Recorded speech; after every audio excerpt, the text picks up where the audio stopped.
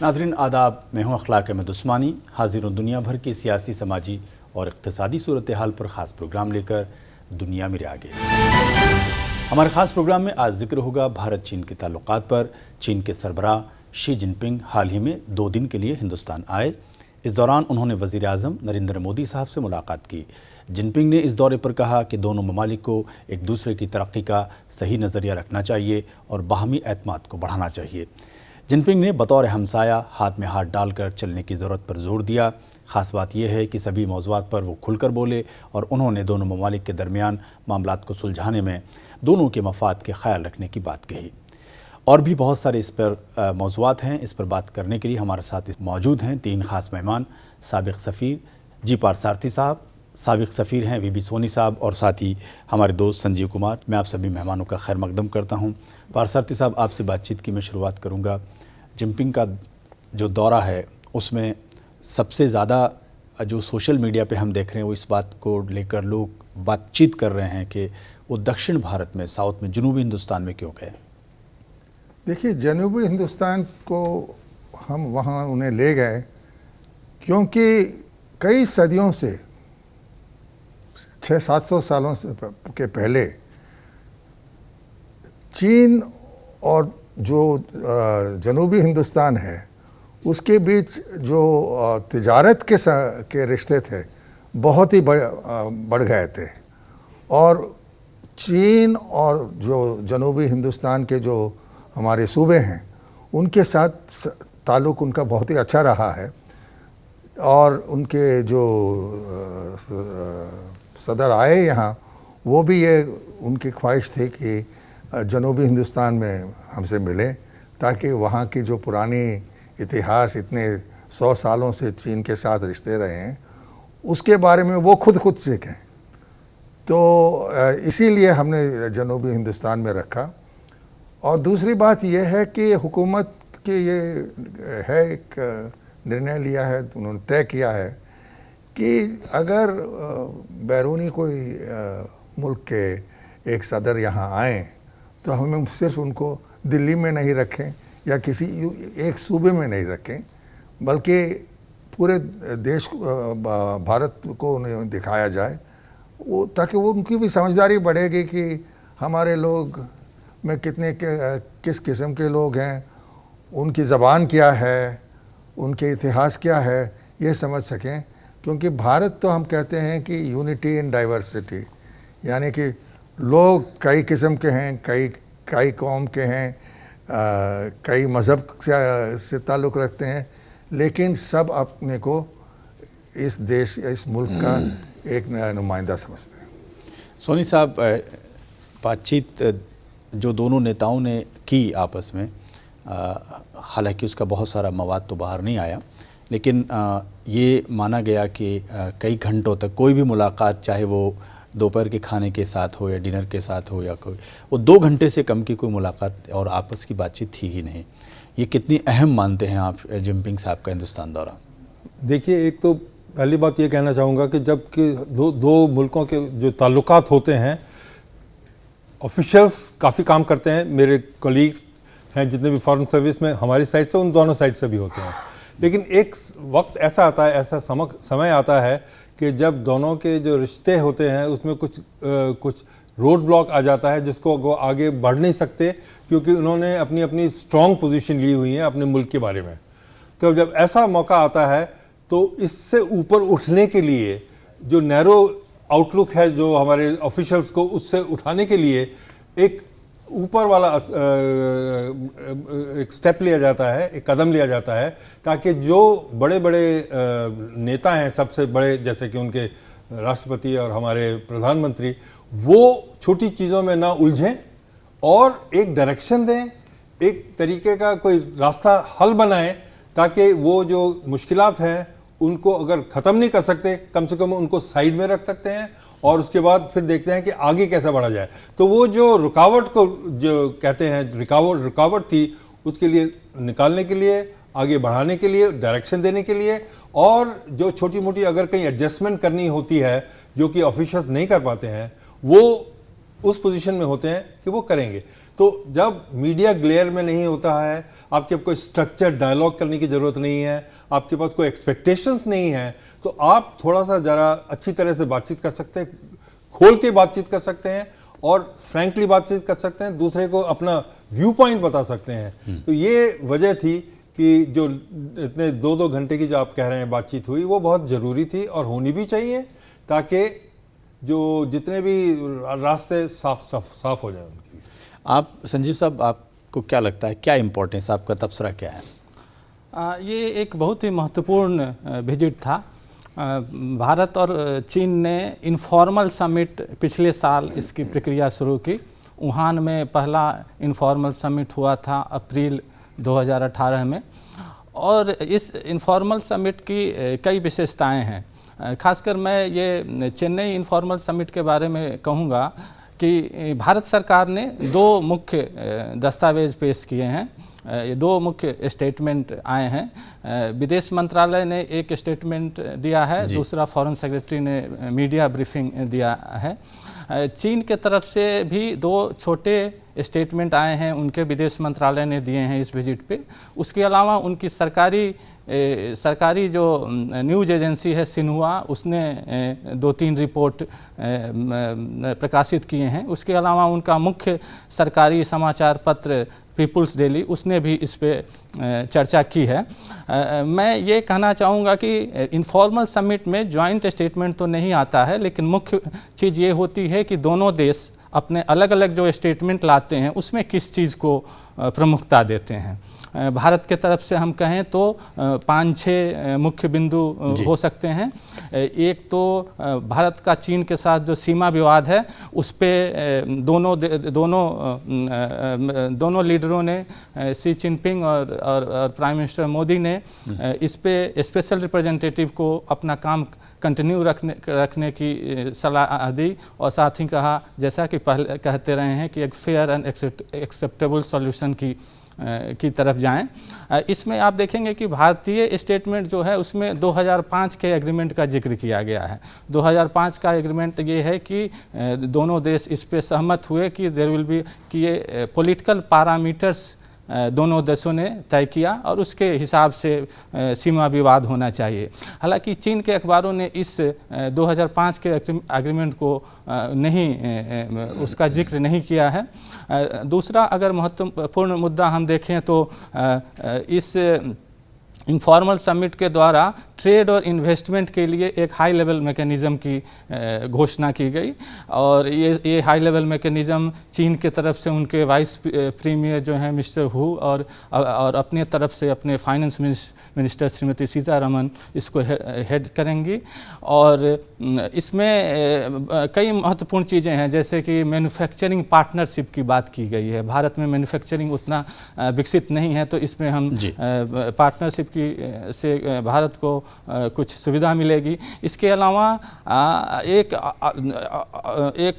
अलग बात जो है वो चीन के राष्ट्रपति ने कहा कि दोनों देशों को एक प्लान बनाना चाहिए 100 वर्षों के लिए, और ये strategic and long term perspective से, इसको चीन के अखबारों ने उछाला है। भारत में भी इस पे डिबेट शुरू हो गई है कि कैसे इसको बढ़ाया जाए, लेकिन ये एक महत्वपूर्ण प्रस्ताव आया है उनके तरफ से। इसके अलावा पीपल टू पीपल पार्टनरशिप पे, और दोनों देश, एक अन्य मुद्दा जो चीन के अखबारों में उछाला गया है वो कि शी जिनपिंग ने 3 महत्वपूर्ण बातें कही। एक कहा कि दोनों देशों को एक दूसरे का आदर करना चाहिए, दूसरा दोनों देशों को एक दूसरे से सीखना चाहिए, और तीसरा दोनों देशों को एक साथ काम करना चाहिए, और एक दूसरे का जो राष्ट्रीय विकास है उसमें एक दूसरे की मदद करनी चाहिए। पारसारथी साहब, यहाँ ये जो मेरा सवाल है ये टाइमिंग को लेकर है कि अभी यूनाइटेड नेशंस की जनरल असेंबली पूरी हुई है, उसके फ़ौरन बाद जिनपिंग साहब हिंदुस्तान आए हैं। क्या आप इन दोनों इवेंट को कहीं से कनेक्ट करते हैं? नहीं, ये दोनों अलग इवेंट है। यूएन को जाना था वज़ीर आज़म को, क्योंकि उससे पहले अमेरिका में उनका एक तकरीर दिया उन्होंने, अपने जो भारत के वहाँ नागरिक रहते हैं उनसे मिले। हमारे वहाँ 40 लाख लोग बसे हुए हैं, तो उनसे मिलना हम अहम समझते हैं। वज़ीर आज़म उनसे मिले, उसके बाद यूएन गए। तो यूएन, उनका यूएन जाना अलग एक विषय था, अलग बात थी। लेकिन ये जो हुआ है ये हर साल, अब हमने वुहान में पिछले साल ये एक फैसला लिया गया कि दोनों लीडर यानी कि चीन के जो सदर हैं और हमारे जो वज़ीर आज़म हैं हर साल एक बार मिलेंगे। एक बार चीन, एक साल चीन में, अगले साल हिंदुस्तान में। चीन में वुहान में मिले पिछले साल। उस समय मसला ये था कि सरहद पर जहाँ हमारे पास ये तय नहीं हुआ है कि सरहद है कहाँ, तो कभी कभी कशीदगी फैल जाती है वहाँ, जो सैनिक उनके फ़ौज के हैं और हमारी फ़ौज के हैं। लेकिन उस वुहान के मीटिंग के बाद ये जो कशीदगी के इंसिडेंट्स हुआ करते थे अब नहीं होते, बहुत कम हो गया है। अब ये तय हो गया कि हालांकि हमने ये तय नहीं किया है कि ये सीमा कहाँ से निकलता है और कहाँ है जी, छोटे छोटे मतभेद हैं, लेकिन इसको हम तय कर सकते हैं।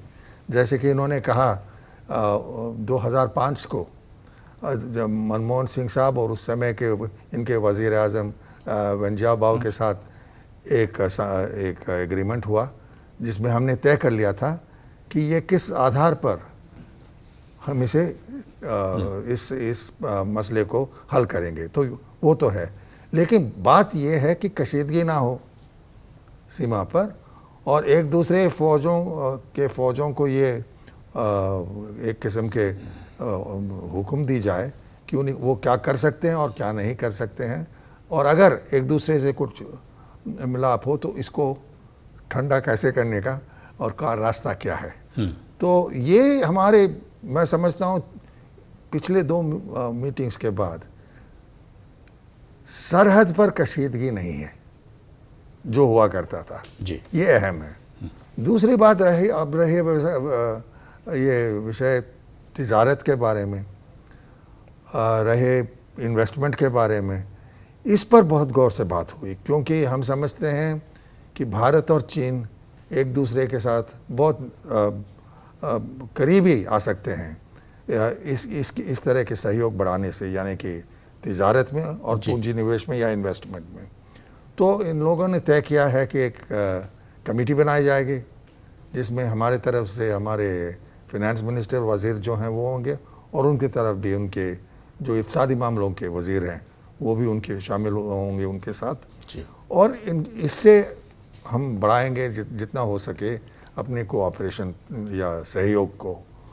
तो इन मोटे मोटे विषयों पर काफ़ी देर 6-7 घंटे के बहस हुई, गुफ्तगू हुई दोनों के बीच, और हमें ये बात खुश है कि हाँ, हम एक दूसरे से शायद एक दिल के ना हो किसी दूसरे देश के बारे में, किसी दूसरे इलाके के बारे में, तब भी जहाँ हम आपसी तौर से एक दूसरे से अपने ख्याल नहीं मिलते, तब भी प्रयास यही रहना चाहिए कि उसको एक बनाएं। जी। तो मैं समझता हूँ कि तय हो गया था कि अगर उनके मतभेद हो, उनके कई मुकाबले के रिश्ते हैं वियतनाम के साथ, फिलीपींस के साथ, जापान के साथ, हर एक पड़ोसी के साथ उनका कोई ना कोई मसला है, हम तो उसको उठाते नहीं हैं, और उनकी तरफ से अगर हमारे कोई मसला हो किसी और देश के साथ वो नहीं उठाते हैं। तो इसी तरह से हमारे जो कोऑपरेशन है, सहयोग है, ये बढ़ता है। और ये सबसे मैं समझता हूँ सबसे अहम चीज़ ये है कि कोई कशीदगी नहीं, कोई दुश्मनी नहीं, दोनों ममालिक का कोशिश यही है कि हम आगे देखें जी। आने वाले सालों में क्या करेंगे ताकि उनके लोग को और हमारे आवाम को भी फ़ायदा मिले। सोनी साहब, मैं पारसारथी साहब की बात को आगे बढ़ाते हुए जो ट्रेड की सर ने बात कही है, लेकिन इसके बावजूद भी आप देखते हैं कि हमारा ट्रेड डेफिसिट बहुत ज़्यादा है करीब 90 बिलियन के कारोबार में 65 बिलियन तो हम लेते हैं, लेकिन उतना उनको एक्सपोर्ट नहीं कर पाते हैं। क्या आपको लगता है कि इस मुलाकात में इन चीज़ों पर भी गुफ्तगू हुई होगी? बहुत ज़रूरी हुई होगी। एक तो उन्होंने बताया ही है, जो स्पेशल कमेटी बनाई है, लेकिन वो बता दिया तो मैं उसके बारे में ज़्यादा बात नहीं कहूँगा। सिर्फ ये कहूँगा कि चाइना की पोजीशन भी थोड़ी सी डामाडोल सी है। किस तरह से? क्योंकि उनके जो ट्रेड डिस्प्यूट चल रहा है यूएस के साथ, उसके वजह से काफ़ी कंपनियां, और दूसरी बात यह है कि उनके जो वेज लेबर्स हैं वो भी वेज लेवल्स वो भी बढ़ रहे हैं। तो इसलिए वो वहाँ से कुछ ऑपरेशंस हटा के दूसरे मुल्कों में जाना चाहते हैं, जैसे कि वियतनाम, इंडोनेशिया। बट हम चाहेंगे कि वो हिंदुस्तान में रहें, और कुछ शुरुआत हुई है उसके बारे में। तो इन्वेस्टमेंट अपॉर्चुनिटीज़ बढ़ेंगी। तो और क्योंकि इन्वेस्टमेंट अपॉर्चुनिटीज़ इंडिया बहुत काफ़ी उनको इंसेंटिव भी दे रहा है, तो उनको भी ये पता लगेगा कि और दूसरी मुल्कों के अलावा हिंदुस्तान में आए, क्योंकि हमारा जो ट्रेड बैलेंस है वो काफ़ी ठीक नहीं है। तो उसको मदद करने के लिए इस प्रकार के जो स्टेप्स लिए गए हैं ये बहुत ही इम्पोर्टेंट है। और मेरे विचार में उनको भी इंटरेस्ट होगा कि जो इन्वेस्टमेंट हो, जैसे कि आप फार्मास्यूटिकल्स की बात कर रहे हैं। फार्मास्यूटिकल, हिंदुस्तानी फार्मास्यूटिकल सबसे हिंदुस्तान में, सारे वर्ल्ड में बहुत ही फेमस हैं, क्योंकि उनकी प्राइसिंग बहुत लो है। इसलिए वो चाहेंगे कि कुछ इन्वेस्टमेंट जो हो वो रिलेटेड टू फार्मास्यूटिकल भी हो। सो जो ट्रेड रिलेशंस है वो बहुत इंपॉर्टेंट चीज़ें हैं। जो पॉलिटिकल रिलेशंस वो तो चलेंगे ही, लेकिन उनको थोड़ा सा पुश देना और थोड़ा सा स्ट्रेंथ देना ये बहुत ज़रूरी होगा। तो इसमें ये सब डिस्कशन हुए हैं, आगे बहुत चीज़ें करी जाएंगी। एक मेरे ख्याल तो स्टेप्स लिए जाएंगे, कुछ विजिट्स होंगी, सिर्फ मंत्रियों के लेवल के ऊपर ही नहीं, बिजनेसमैन लेवल पर भी उनको विजिट होंगे दोनों तरफ से, और आइडेंटिफाई किया जाएगा कि कहाँ किस एरिया में इन्वेस्टमेंट आ सकती हैं, कहाँ जॉइंट प्रोडक्शन हो सकते हैं। तो ये दोनों के लिए बहुत ही अच्छी बात होगी। मैं सारी बातों को जोड़ते हुए संजीव साहब आपसे सवाल करूंगा कि जो सरहद पर कशीदगी का जिक्र किया पारसारथी साहब ने और सोनी साहब जो ट्रेड की बात कर रहे हैं, जितना नॉर्मलाइजेशन हुआ है हिंदुस्तान और चीन के ताल्लुकात में, उसमें बिलाशुबा तिजारत की एक अहम रोल है। क्या आप मानते हैं कि तिजारत एक ऐसा ब्रिज है जो दोनों मुल्कों को करीब लाया है? हालांकि अभी भी डेफिसिट ज़्यादा, हमें बहुत सारा माल उनसे इम्पोर्ट करना पड़ता है। हाँ, ट्रेड डेफिसिट की बात आपने सही की। करीब भारत चीन में 90 बिलियन से ज़्यादा का ट्रेड होता है, जिसमें 60 बिलियन 58 और 60 बिलियन के आसपास ट्रेड डेफिसिट था पिछले साल। इसमें कुछ प्रगति हुई है। अगर आप पिछला वुहान इनफॉर्मल समिट से देखें तो उसमें दोनों देशों ने ये निर्णय लिया, दोनों देशों ने इस बारे में स्टेटमेंट दिया कि हम एक ऐसा ट्रेड, हमारा उद्देश्य है जो म्यूचुअली बेनिफिशियल हो और सस्टेनेबल हो। तो इसके बाद हमने देखा कि भारत और चीन ने 4 MOU साइन किए, चारों एग्रीकल्चरल प्रोडक्ट से रिलेटेड थे, जैसे कि शुगर, बासमती राइस, और तो इससे थोड़ा सा ट्रेड घटा है। और ख़ासकर प्राइम मिनिस्टर मोदी और शी जिनपिंग जब छिंगदाओ में मिले वुहान के बाद, तो उन्होंने इसका ग्राउंड लेवल पे क्या क्या काम हुए हैं इसका परीक्षण किया। और इस बार खासकर चीन के राष्ट्रपति ने, चीन के अखबारों ने भी ये छापा है कि उन्होंने ये न्योता दिया भारत के IT सेक्टर को और फार्मास्यूटिकल्स को कि आप यहाँ आकर इन्वेस्ट करें। भारत काफ़ी दिनों से इसकी डिमांड करता रहा है, लेकिन जाहिर सी बात है ये हाई लेवल पे ये बात की गई है, और इसके लिए MOU और बाकी चीज़ें जो इनका जो प्रोसेस होगा वो शुरू होगा।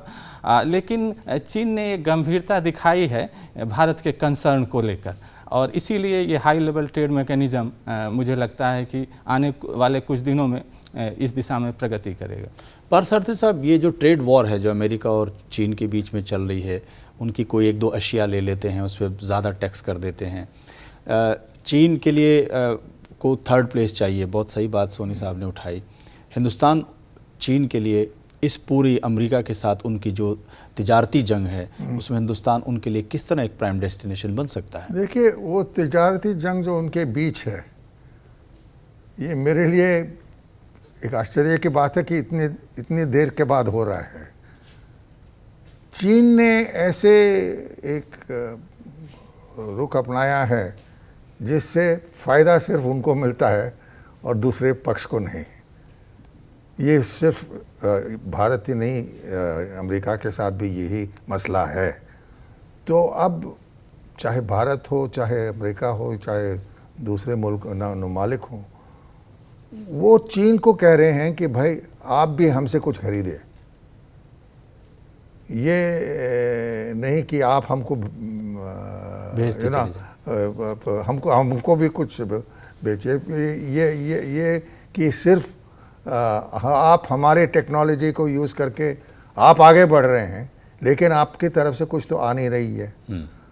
अब देखो, जैसे पाकिस्तान में वो चाइना पाकिस्तान इकोनॉमिक कॉरिडोर बना रहे हैं, उसमें ठीक है, पाकिस्तान को बहुत फ़ायदा मिल रहा है, लेकिन चीन जब यह ऐसी चीज़ें करता है तो दूसरों को वो कोई नॉलेज नहीं देता, ज्ञान नहीं देता।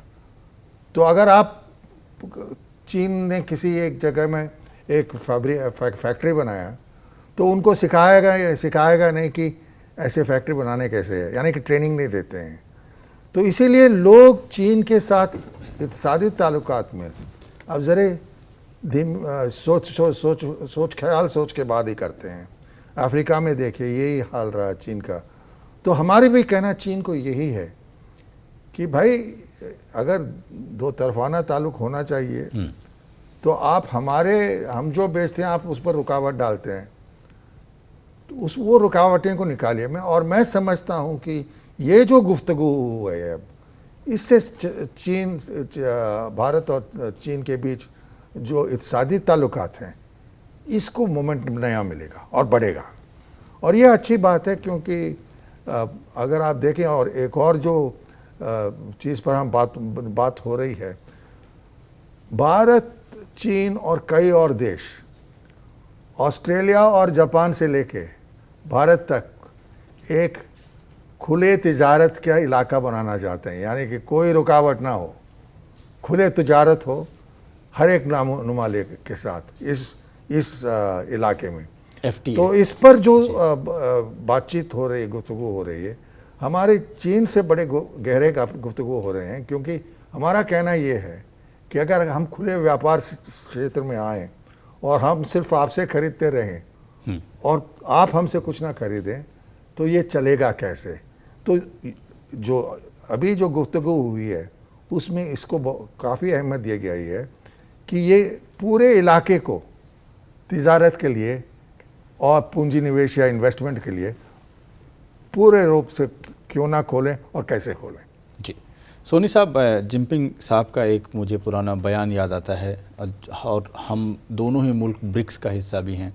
उन्होंने रूस का साथ में हवाला देते हुए कहा था कि हम उभरती हुई मईशत हैं, एक इकनॉमी हैं, और एक दूसरे की बाहमी तरक्की में एक दूसरे का हम साथ बढ़ा सकते हैं। आपको लगता है कि एशिया ही अब सरदारी करेगा पूरी दुनिया की इक़्तिसादी तरक्की, इकनॉमिक एम्पावरमेंट की, और इस तरह की जो मीटिंग है वो इस बात का एक संकेत है कि Asia is the leader in future economy?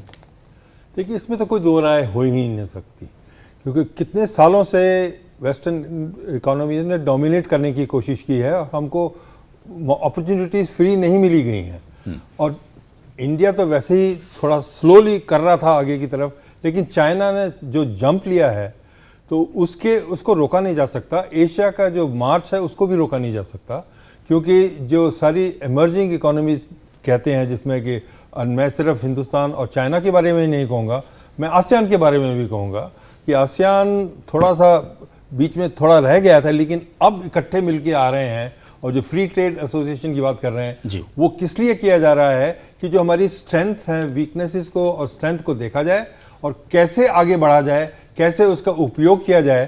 तो लीडरशिप तो हिंदुस्तान और चाइना से ही आएगी, एशिया से ही आएगी, और हमारा सिंस कि हमारा लुक ईस्ट पॉलिसी भी है, तो उससे फ़ायदा सिर्फ इस मुल्क का, इन एरिया का ही नहीं होगा, पर मेरे विचार में इकोनॉमी जनरली, वर्ल्ड इकोनॉमी में भी उसका इजाफा होगा, उसमें डेफिनेटली इंप्रूवमेंट होगी, अपॉर्चुनिटीज़ आएंगी, मार्केट बनेंगी, और एक दूसरे को देखा जाएगा कि किस प्रकार से एक दूसरे को हम हेल्प कर सकें। संजीव साहब, जब भी हिंदुस्तान और चीन करीब आते हैं माना जाता है कि ब्रिक्स को बूस्ट मिलता है, कितनी सही है बात? हाँ, इस इनफॉर्मल समिट में भी ब्रिक्स, SCO और G20 की बात हुई और उसके अलावा इंडिया, चाइना, रसिया ट्रायलेटरल की भी बात हुई। दोनों देशों का यह मानना था कि कोऑर्डिनेशन बढ़ाना चाहिए भारत और चीन को ब्रिक्स में, SCO में और ऐसे मल्टीलेटरल ऑर्गेनाइजेशन में, और इनको और ये श्योर करना चाहिए कि ये एक रूल बेस्ड ऑर्डर बना रहे। और इस संबंध में दोनों देश ब्रिक्स में भी सहयोग कर रहे हैं। और चीन का खासकर एक स्टैंड रहा है कि चीन और भारत दोनों का मैं कहूँगा कि प्रोटेक्शनिज्म को कम किया जाए और मल्टीलेटरल ऑर्डर को मजबूत किया जाए, और इस दिशा में दोनों देश काम कर रहे हैं। बहुत मुख्तसर तबसरा, ये जो 2 दिन की मुलाकात है इससे आप मुतमईन हैं? नहीं, मैं सोचता हूँ बहुत फ़ायदेमंद होगा ये जी, क्योंकि एशिया के जो 2 सबसे बड़े ममालिक हैं, इनके बीच रिश्तों को संभाल के ऊपर ले जाना पड़ेगा। क्योंकि अगर इस इलाके में, एशिया में आप सोचते हैं कि तरक्की हो, इक़्तिसादी तरक्की हो, तो चीन और भारत के बीच जो रिश्ते हैं इसको बढ़ावा देना चाहिए। और मैं समझता हूं कि जो भी अब हुआ है इनके 2 दिन के दौरे पर, इसको ये जो हमारे का मकसद है ये हम आगे ले जाए पाएंगे। सोनी साहब, आप मुतमईन हैं?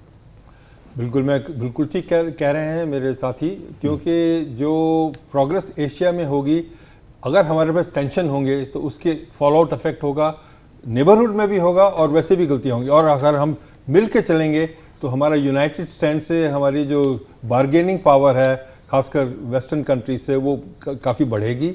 लेकिन सबसे अहम बात यह है कि हमारे जो डेवलपमेंट प्रोसेस उसमें कमी नहीं आएगी। बिकॉज अगर हम सारा हमारा इकोनॉमी थोड़ा सा अगर लड़ाई की तैयारी में हो जाए तो उसमें इकोनॉमी थोड़ी सफ़र करेगी, हमारी तरफ से ज़्यादा फ़र्क पड़ेगा। तो इसलिए हम इसको बहुत सपोर्ट करते हैं कि ऐसा होना चाहिए, मीटिंग होनी चाहिए, कॉन्फिडेंस बिल्डिंग होनी चाहिए।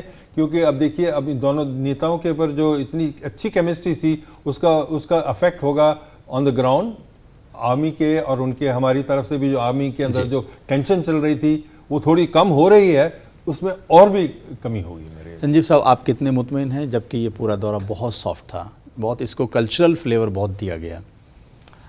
इसका कल्चरल फ्लेवर दिया गया, शुरुआत कल्चरल फ्लेवर से हुई, लेकिन ये बाकी सारी क्षेत्रों में भी इतने महत्वपूर्ण इसमें बातचीत में मुद्दे उभर कर आए या दोनों देशों ने सहमति जताई।